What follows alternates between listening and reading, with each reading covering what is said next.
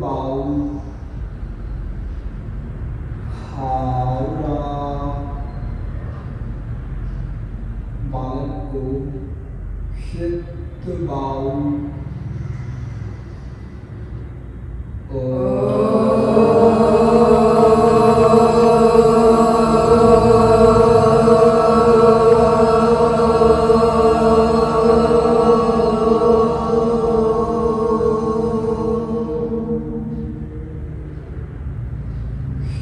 hít bảo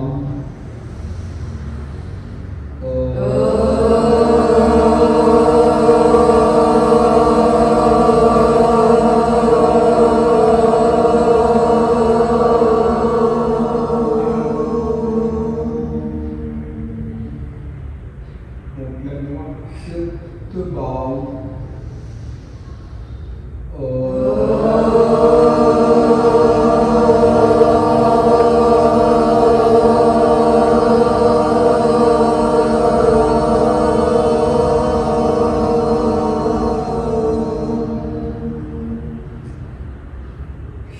hít bảo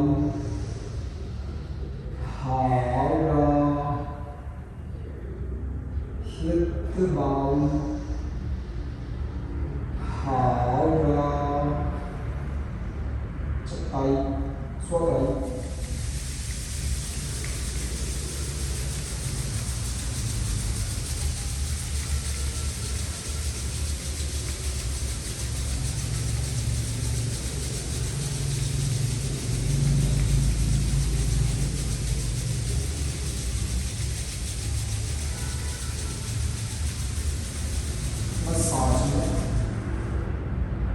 tay massage को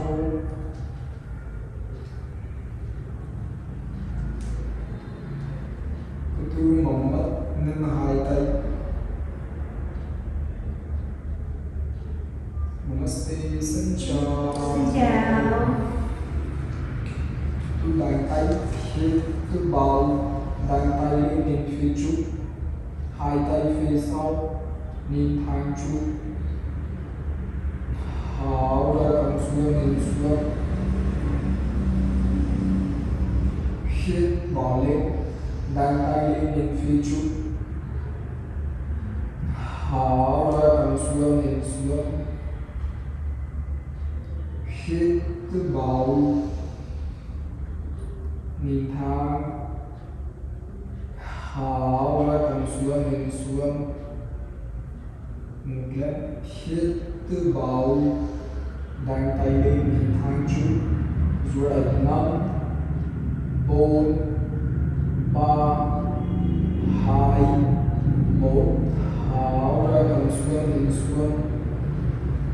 Rồi 5 4 3 2 1. hít vào lên thẳng hai tay lên. Hảo ra tay chạy cái chỗ tay phải bên chạy nhìn thẳng trụ. Hít vào lên thẳng hai tay lên. Hảo ra tay phải cái chỗ tay chạy bên phải nhìn thẳng. Hít vào lên. Hảo ra hít vào lên. Hảo ra một lần hít vào. Hảo ra rồi 5 4 3 2 1. hít vào. Hảo ra tay phải cái chỗ tay chạy bên phải nhìn thẳng trụ. Rồi 5 4 3 2 1. hít vào thẳng hai tay lên. Hảo ra đặt tay chạy. Hít vào. Hảo ra tay phải xuống bên phải thẳng. Đọc chân ra nhìn thẳng trụ. Hít thở lên thung rồi lại bên phải. 4 3 2 1. hít vào lên. Hào tay phải hít vào, hào tay chân xuống lên chạy nên thang chút vừa đẹp năm bốn ba hai một hít vào. Hào tiếp tục gập tay phải phía sau, gập tay chạy xuống, tay phải lên, tay chạy xuống lên phi chụp vừa đẹp năm bốn ba hai một hít vào. Hào chạm xuống lên xuống vừa đẹp năm bốn ba hai một hít vào lên, thẳng hai tay lên nền thang. Hào đã gập tay chạy lên, gập tay phải xuống lên phi chụp đôi tay rồi năm bốn ba hai một hít vào. Hào đã tiếp tục chạm xuống, if you can then khuỷu tay chạy xuống rồi năm bốn ba hai một hít vào, thẳng hai tay lên nền thang chút. Hào thẳng hai tay xuống bên phải mặt mình lên, hít vào lên. Hào đã xuống bên trái, tay thang mặt mình lên, hít vào. Hào đã xuống bên phải mặt mình lên rồi năm bốn ba hai một hít vào. Hào đã xuống bên trái, tay thang rồi năm bốn ba hai một hít vào. Hào đã lấy gập tay trái lên hít vào. Hào đã tay phải xuống nên xuống nên gọn tay phải, nên xuống nên gọn tay phải hít vào bên thân rồi năm bốn ba hai một hít vào lên. Hào đã gập tay phải hít vào. Hào đã tay chạy xuống bên trái, gập tay phải lên chân tay chân nên xuống lên gọn tay chân rồi năm bốn ba hai một hít vào. Hào đã tay chạy xuống đến tay phải lên nên tay phải bằng sức hằng lên, hít vào. Hào đã tay phải xuống, tay chạy lên, hít vào. Hào đã tay chạy xuống, tay phải lên, hít vào. Hào đã tay phải xuống, tay chạy lên một lần, hít vào. Hào đã xuống, tay chạy xuống, tay phải lên, mông xúc hằng lên rồi năm bốn ba hai một hít vào. Hào đã tay phải xuống, tay chạy lên nên tay chạy rồi năm bốn ba hai một hít hít vào, thở ra đàn tay phía sau, hãy quay phía sau, hít vào đi lên đàn tay lên phía sau, thở ra tập trung căng xuống.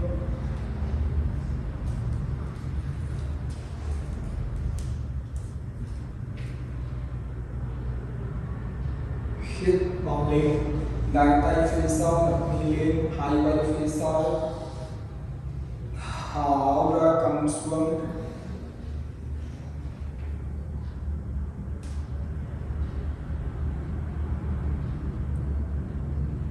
Hít vào lên, đàn tay lên phía sau đi lên, thở ra căng xuống.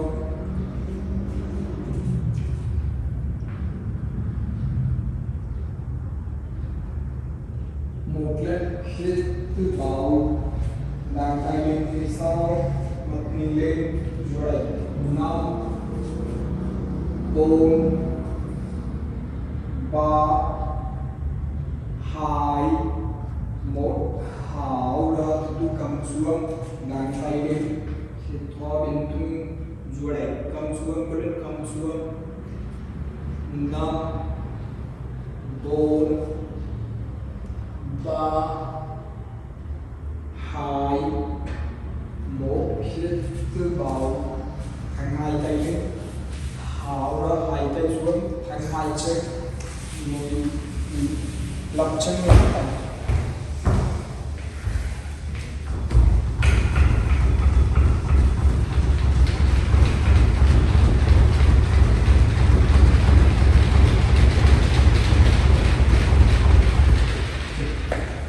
Lên, hít vào, thẳng hai tay lên về phía trước, thở ra tay phải xuống bên phải phía sau, siêu chân chân phải lên, gập tay chân, thẳng tay phải phía sau lật đi lên, hít vào lên, thẳng hai tay lên nhìn thẳng, thở ra xuống bên trái, tay chân thẳng phía sau và tay phải lật đi lên, hít vào lên, thở ra xuống bên phải, hai tay phải và tay chân lật đi lên, hít vào lên, thở ra xuống bên trái,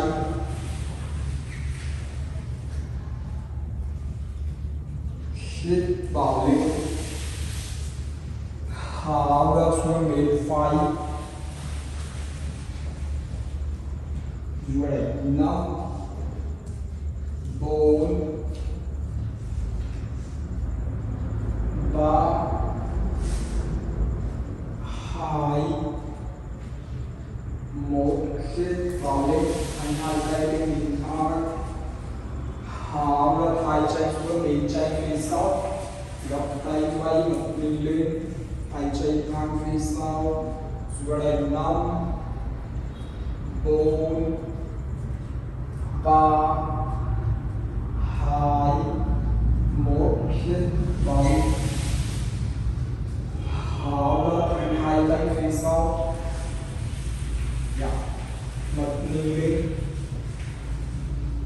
phía sau tay phía sau, rồi 5 4 3 2 1, tu hai chân lên trên môi lỗ trục chân, nên bàn chân, rồi 5 4 3 2 lên trên môi lỗ, 2 1, hít vào, tu hai chân xuống, hai tay lên, chân phải thở ra xuống, hai tay ngón cái chân nên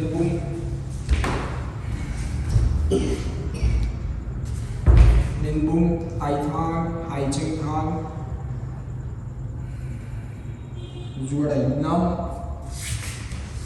4 3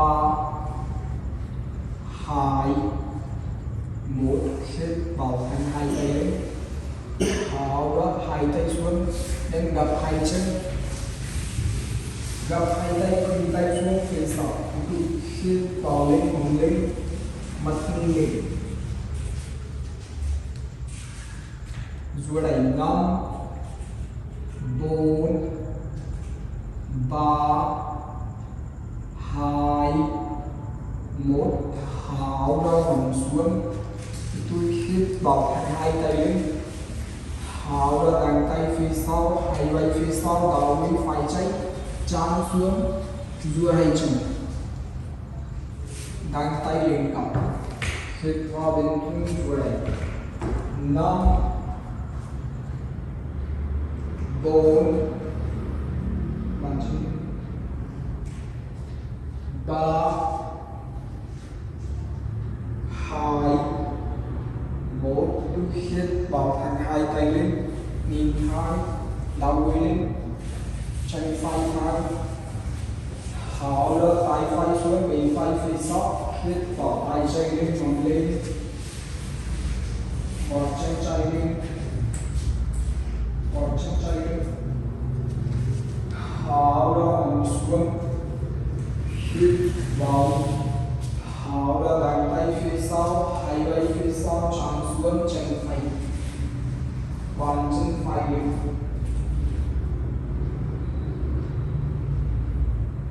hít vào thành hai tay lên hai, tháo ra tay phải xuống bên phải phía sau, hít vào tay trái lên ngẩng lên, một chân trái lên, tháo ra hông xuống, hít vào thành hai tay lên, tháo ra đằng tay phía sau, hai vai phía sau chán xuống, chân phải, đằng tay lên cong, bàn chân phải lên, một lần hít vào,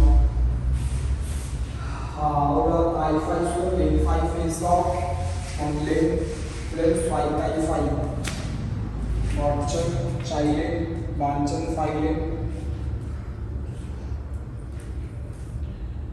duỗi đẩy lên xuống 5 4 3 2 1 tháo ra hông xuống, hít vào hai tay lên, tháo ra đằng tay phía sau, hai vai phía sau chán xuống, chân phải, đằng tay lên cao, hít vào vùng thung duỗi 5 4 3 xuống chán xuống 2 1 hít vào hai tay lên, đôi chân trái mang gặp chân phải, tháo ra tay trái xuống bên trái phía sau, hít vào tay phải lên ngẩng lên, một chân phải lên, tháo ra hông xuống, hít vào hai tay lên, tháo ra đằng tay phía sau, hai vai phía sau chán xuống, chân trái, hít vào lên, thành hai tay lên đến phía trước, tháo ra tay trái xuống bên trái phía sau, hít vào tay phải lên ngẩng lên, một chân phải lên, tháo ra hông xuống, hít vào, tháo ra đằng tay phía sau, hai vai phía sau chán xuống, chân trái, đằng tay lên cong,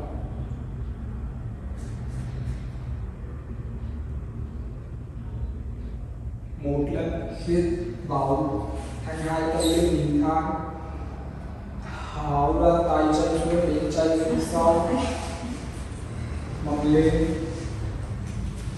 lên gọt chân phải lên, bàn chân trái lên, duỗi đẩy 5 4 3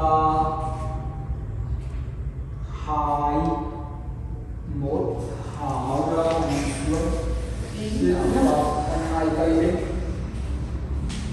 tháo ra thẳng tay phía sau, hai vai phía sau chán xuống, chân trái, đằng tay lên cong, According to his way. Năm bốn ba hai một. Hít vào thành hai tay lên nhịp tay, tháo ra hai tay xuống, gập hai chân phía sau, hai chân đầu đi xuống, gập hai tay khuỷu tay xuống, đầu đi phía sau, nên xuống, hít vào, tháo ra lên cầm xuống, hai vai xuống,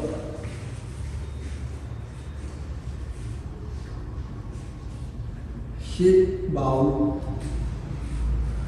tháo ra,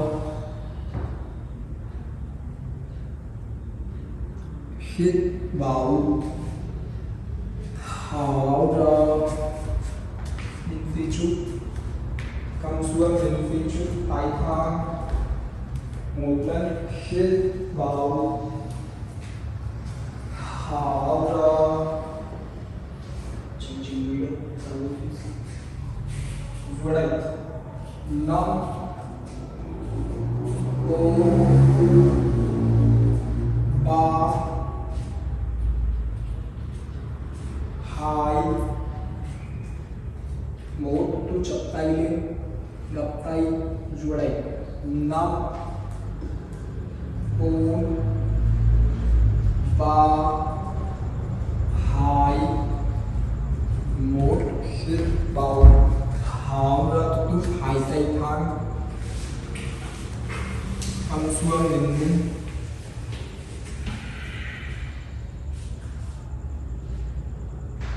rồi đánh năm bốn ba hai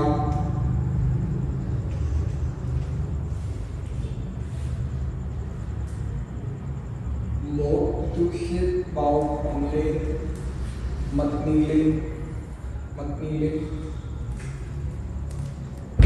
tháo ra hai chân đầu đi lên, gót chân lên, nên dù hai tay gập hai chân lên thay,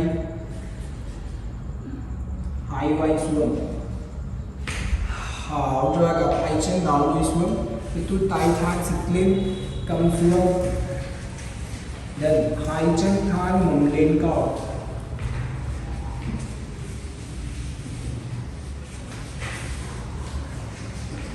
Tháo ra tôi nằm sấp,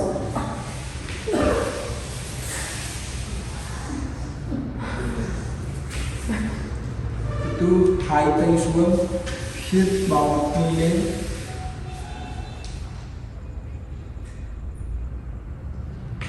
tháo ra mồm lên cao, hai chân hai tay, hai chân gót chân xuống, hai vai xuống, nằm lấy, gập hai chân đầu đi xuống, hít vào, hai thang mặt đi lên mầm lên, tháo ra hai chân đầu đi lên, gập hai chân lên giữa hai tay, hai vai xuống, tháo ra gập hai chân đầu đi xuống, hai thang xịt lên, cầm xuống, thành hai chân mầm lên cao.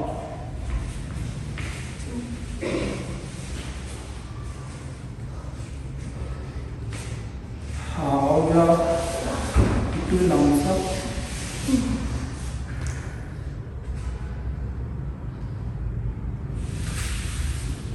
hai tay xuống, hít vào mặt đi lên,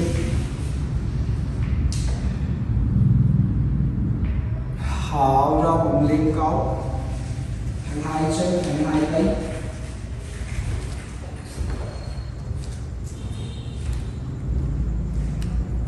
một lần gập hai chân đầu đi xuống, tôi hít vào, hai thang đi lên, bàn chân xuống, rồi đây năm bốn ba hai một. Tháo ra tụt hai chân đầu đi lên, gót chân lên, gập hai chân lên giữa hai tay, Good. Rồi, watching it. Năm, bốn, ba, hai, một. Hít vào. Tháo ra gặp hai chân đầu đi xuống. Hai thang cầm xuống. Cứ hai chân thang nằm lên cao. Hít chân. Rồi, năm, bốn, ba,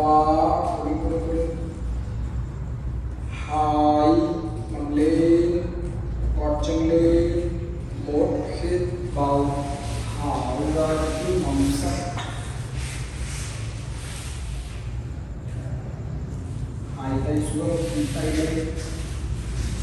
Cứ hít vào, hai tay phía sau, đi lên. Rồi năm, bốn, ba, hai, một. Tháo ra nằm lên cao thành hai chân. Hai tay, hai chân gót chân xuống, hai vai xuống. Thành hai chân rồi năm, bốn, ba, hai, một. Cứ hít vào chân phải lên cao, gót chân chạy lên. Gót chân chạy lên để giữ hai tay phía sau lên chạm xuống chân chạy. Hít thở bên thùng rồi năm, bốn, ba, hai, một. Tháo ra chân phải phía trước hai tay. Gót ở đau đi chân chạy xuống. Bằng phía trước đặt chân phải chân một lúc. Hít vào thành hai tay lên. Chắp tay. Tháo ra hai vai phía sau bằng phía trước. Nên phía sau được. Rồi đẩy năm, bốn, bàn chân chạy xuống. Ba, hai, một. Hít vào thành hai tay lên. Tháo ra đàn tay phía sau. Hít vào. Tháo ra tu lên đàn tay xuống phía sau. Còn phía trước mặt đi lên और lên phía sau. Rồi đẩy năm, bốn, ba, hai, một. Tu hít vào thành hai tay lên. Chân phải thang bàn chân phải lên. Tháo ra đàn tay phía sau. Hai vai phía sau chạm xuống chân phải. Tập trung. Rồi năm, bốn, ba, hai, một. Hít vào. Tháo ra hai tay xuống. Gập chân phải chừng 10 lúc. Chân chạy thẳng. Tiếp hít vào thành hai tay lên. Tháo ra găng tay phía sau, hai vai phía sau, mông xuống. Then lên đến phía sau. Tập trung vào đây. năm, bốn, ba, hai, một. Hít vào. Gót chân phải xuống thành hai chân. Chân phải phía trước chạm xuống. Chân chạy phía trước chạm xuống chân phải. Tiếp vào bên vào đây. năm, bốn, ba, hai, một. Hít vào lên thành hai tay lên. Tháo ra hai tay xuống chân chạy phía sau like this. Then and like chân chạy gót chân chạy lên. Then gập chân phải chút xíu, hai tay phía sau, có lên đến phía sau tập trung.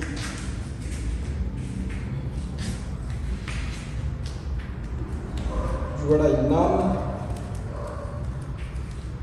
4 3 2 1 hít vào thành hai tay lên, gót chân trái xuống, tháo ra bàn tay phía sau, hai vai phía sau chạm xuống chân phải. Tu hít thở bằng mũi vừa đẩy 5 4 3 2 1 hít vào hàng hai tay lên, tháo ra trục chân. Then this time gập chân trái, if you can then xoay tay trái or tay catch bàn chân or cổ chân. If you can then đàn tay tu chân trái lên hàng trụ.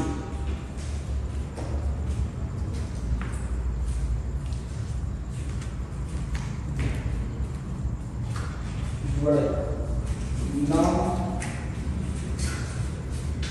4 3 2 1 hít vào, tháo ra trục chân, hít vào thành hai tay lên, tháo ra bàn tay phía sau, hai vai phía sau chạm xuống chân phải.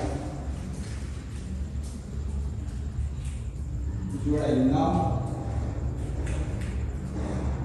4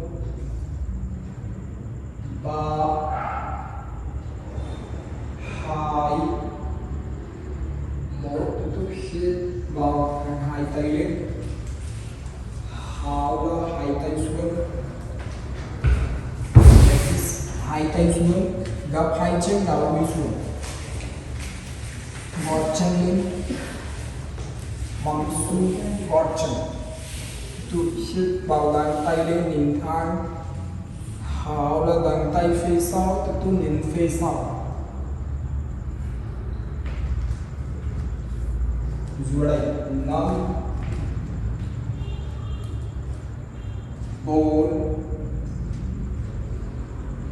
3 2 1 hít vào, tháo ra hai tay xuống phía sau, mặt đi lên. Vừa đẩy 5 4 3 2 1 tức hít vào lên thành hai tay lên, tháo ra hai tay xuống, hai tay ghét gót chân, hít vào, tháo ra từ đầu xuống, mong lên, đầu xuống, mong lên. Vừa đẩy 5 4 3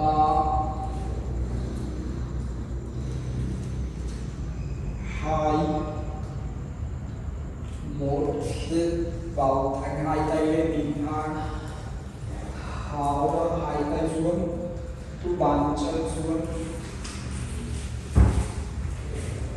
tu hít vào thành hai tay lên, đánh tay lên nhìn thang, tháo ra mông phía sau, chút xíu mông xuống mông phía sau, đánh tay phía sau, đi lên tu nhìn phía sau của lên. Vừa đẩy 5 4 3 2 1 hít vào thành hai tay lên, tháo ra hai tay xuống, găng tay phía sau, găng tay hít vào, tháo ra mông phía sau, găng tay lên phía sau, đặt đi lên. Vừa đẩy 5 bàn chân xuống 4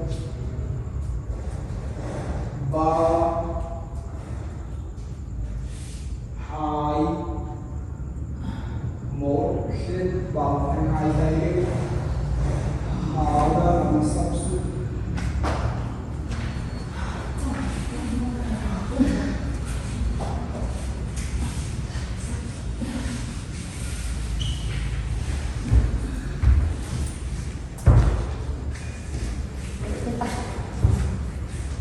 Itu khuỷu tay chạy xuống, tay phải catch cổ chân và bàn chân. If you can then xoáy tay phải. If you can then chân phải lên cao, then chân chạy lên. If you can then xoáy tay phải, hai tay catch, bàn chân phải, then chân chạy lên. Lên lên.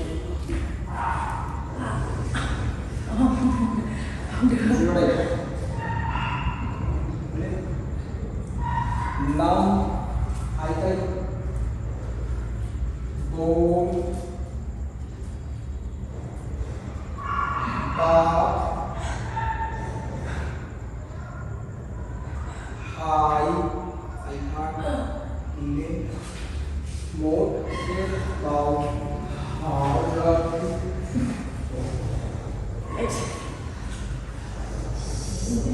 hai tay xuống khuỷu tay lên chân hít vào lên hai quay phía sau lên thở ra bằng lên cao hai chân hai tay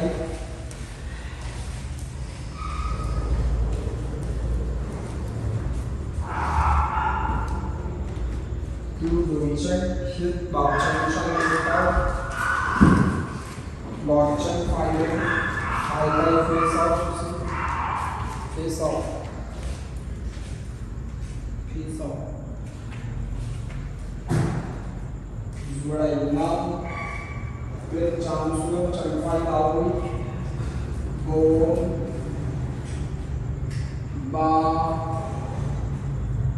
2 1 thở ra chân chạy phía trước của hai tay gặp chân phải đảo lui xuống bàn chân phải xuống gặp chân trái trên đuôi hướng phía trước hít vào hai tay lên thở ra chân tay hai vai phía sau đến phía sau phía trước rồi 5 4 3 2 1 hít vào lên thở ra găng tay phía sau hít vào thở ra thu găng tay xuống phía sau bằng phía trước đặt mình lên rồi 5 4 3 2 1 hít vào thành hai tay lên chân chạy thang bàn chân chạy lên thở ra găng tay phía sau hai vai phía sau chân chạm xuống chân chạy hít vào đến rồi 5 4 3 2 1 hít vào thành hai tay lên bình thang thở ra hai tay xuống nên gặp chân trái trên đuôi lưng hành chân vai hít vào thành hai tay lên thở ra găng tay phía sau hai vai phía sau bằng phía trước lên phía sau rồi 5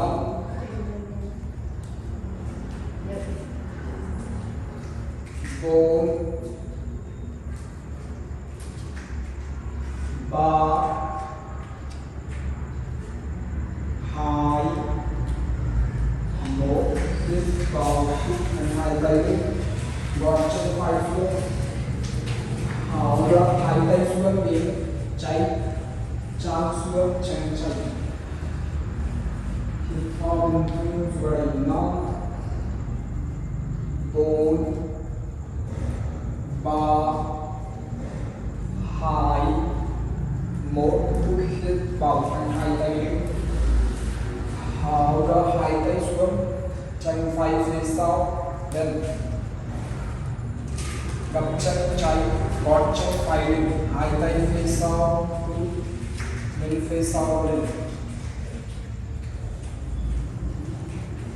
Vừa đây, 5 4 3 2 1 hít vào thành hai tay lên, thành hai chân, tháo ra đàn tay phía sau, hai vai phía sau, chạm xuống chân trái. Thò lên thung rồi, 5 4 thành hai chân, 3 2 1 hít vào thành hai tay lên, tháo ra trục chân, chân phải lên, đem gặp chân phải. You can then xoay tay phải, you can then đàn tay chân phải lên không. Hít vào lưng về, 5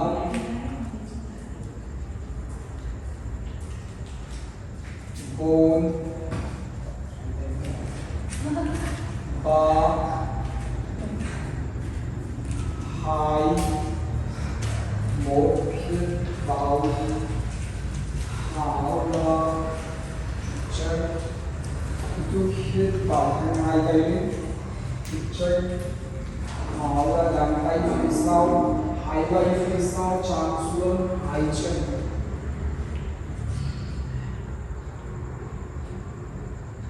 Hít thở đến thung về, 5 4 3 2 1 hít vào thành hai tay lên, tháo ra hai tay xuống, then gập hai chân đảo lên xuống, quạt chân lên, bằng xu quạt chân, tu hít vào đàn tay lên, tháo ra đàn tay phía sau lên phía sau. Rồi đây, 5 4 3 2 1 hít vào, tháo ra hai tay xuống phía sau, mặt mình lên, tay xuống.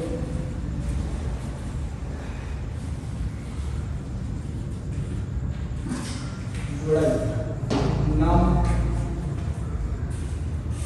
4 3 2 2 1 hít vào, tu thành hai tay lên, tháo ra hai tay xuống, hai tay ra gót chân, đảo xuống ổn lên không. Rồi đây, 5 đảo xuống đảo, chân xuống đảo, 4 ổn lên, 3 ổn lên, 2 1 hít vào thành hai tay lên, tháo ra hai tay xuống, nên bàn chân xuống, lại hít vào đàn tay lên, nên phía trước, tháo ra siêu bằng phía sau bằng xuống, đàn tay phía sau nên phía sau lên. Rồi đây, bàn chân xuống, 5 4 3 2 1 hít vào, tháo ra đàn tay phía sau, hít vào lên, tháo ra siêu bằng phía sau, then đàn tay phía sau, mặt mình lên. Rồi đây, 5 4 3 2 1 hít vào, thành hai tay lên, tháo ra hai tay xuống nằm sấp xuống đôi chân đặt chân chay tay phải xuống biết sao thầy ngon đẹp không?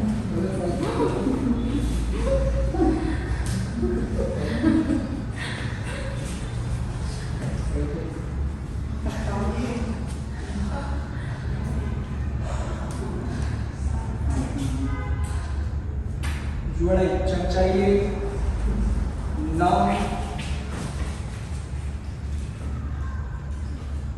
4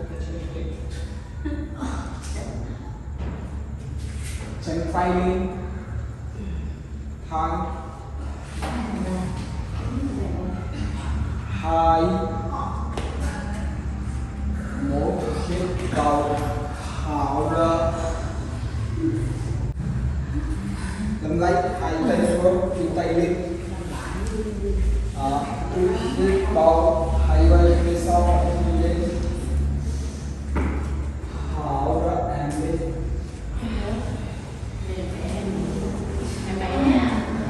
lên rồi 5 4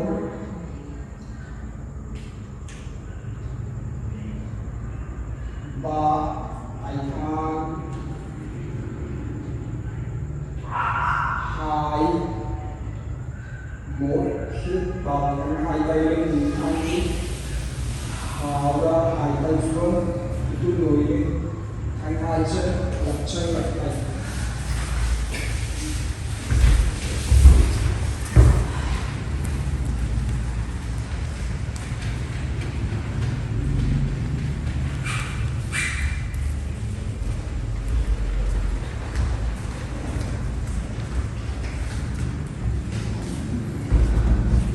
tu gặp hai chân sit lên hai tay ngón tay chân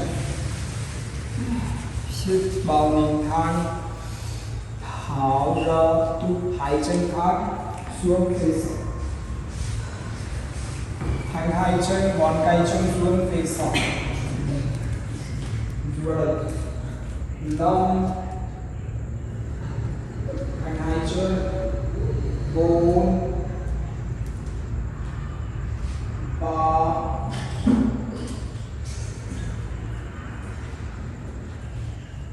2 1 hít vào tháo ra tu nằm xuống hai tay ngang hai chân lên chân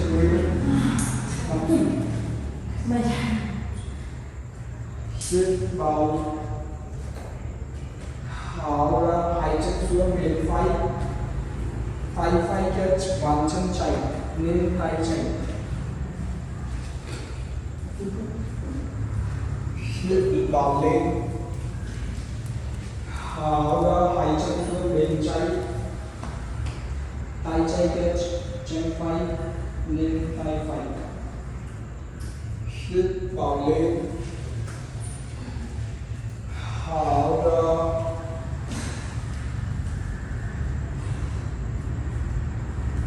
hít vào lên tháo ra thang hai chân một chân hít vào tháo ra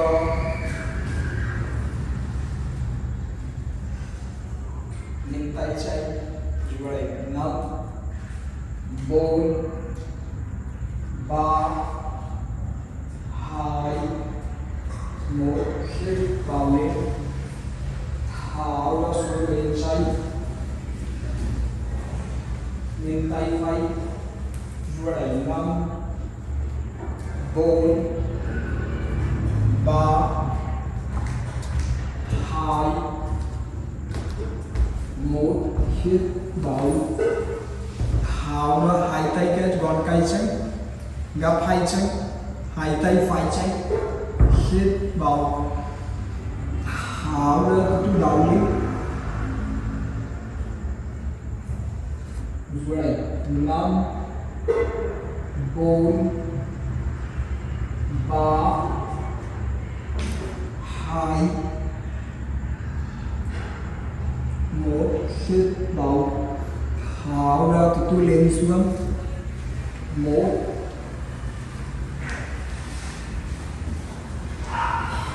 hai ba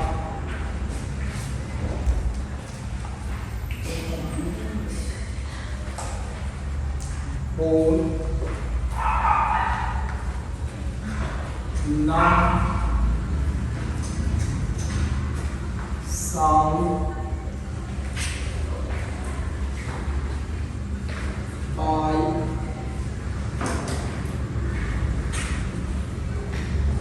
tám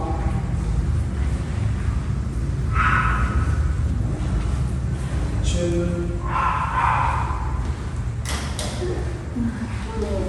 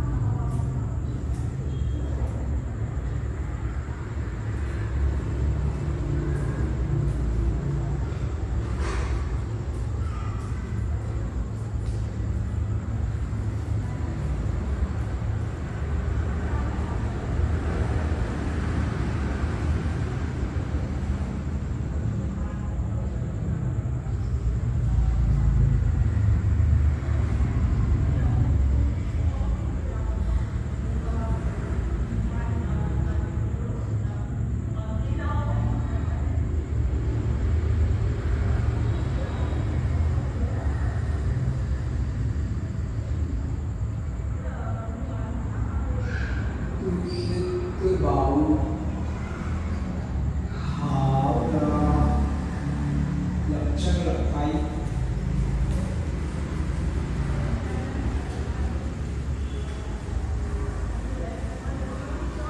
hít vào hai tay lên gần tay lên chân hai chân thở ra hít cứ vào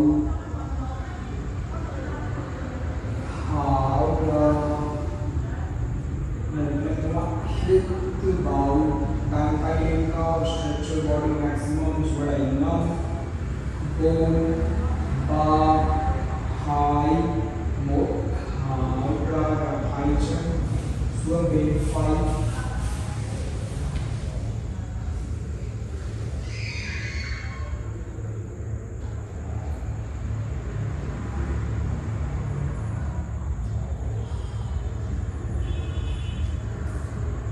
Tôi ngồi lên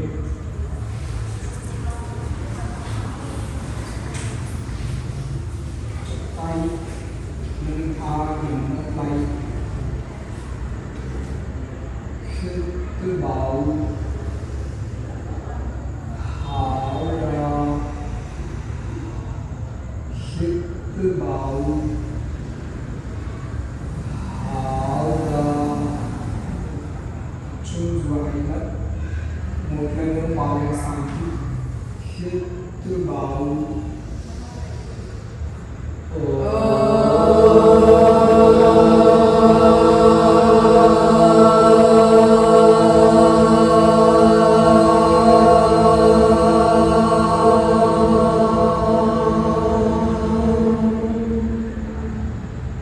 hít cứ vào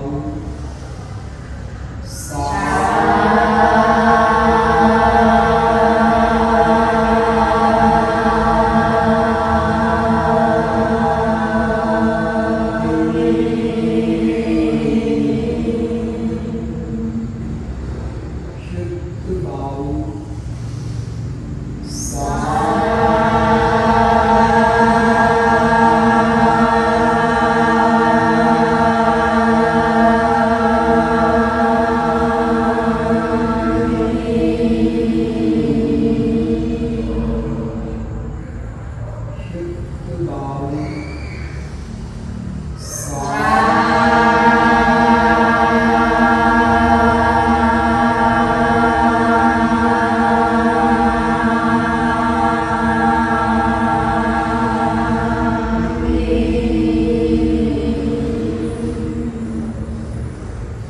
hít vào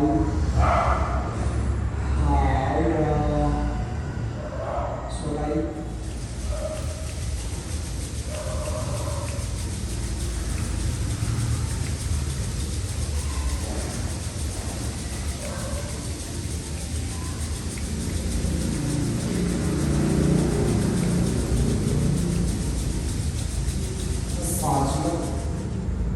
massage massage khu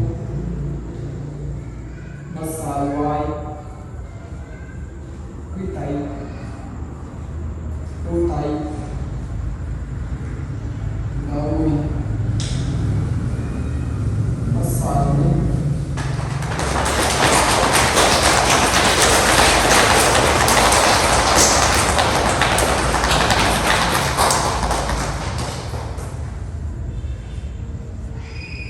lưng hai tay namaste xin chào. Xin cảm ơn